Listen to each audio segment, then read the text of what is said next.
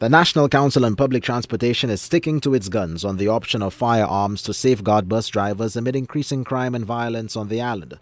Security was the major concern when operators met for an executive meeting on Thursday. And while the lobby is exploring the use of private security firms, the acquisition of licensed firearms for qualifying drivers remains on the table. NCOPT President Godfrey Ferdinand believes firearms can act as a deterrent to crime. I don't want people to misunderstand what I'm saying. I'm not saying that bus drivers are saying get firearm, or I'm saying give them firearm. I don't support giving all bus drivers firearm. I'm saying to the bus drivers that feel their life is at threat, and that they qualify for a firearm to get it. The NCOPT is also examining hiring of off-duty police officers employing surveillance cameras and are looking at the merits of the cashless payment system suggested by Transport Minister Guy Joseph. We are looking at the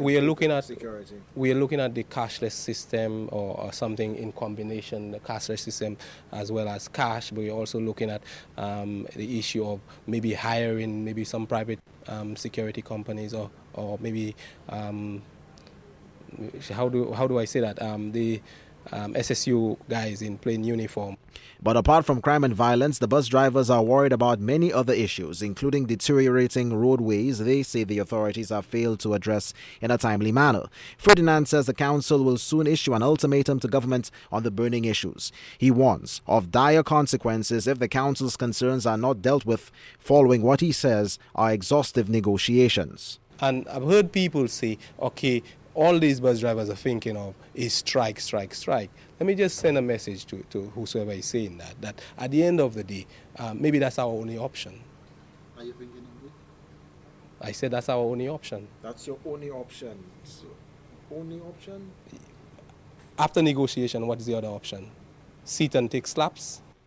Thursday's meeting of the National Council was attended by the executive members of the respective bus associations and presidents who belong to the umbrella body. Ferdinand says another meeting has been planned to decide the next step in the ongoing negotiations between the NCOPT and the authorities. Winston Springer Jr., HTS News, Channel 4.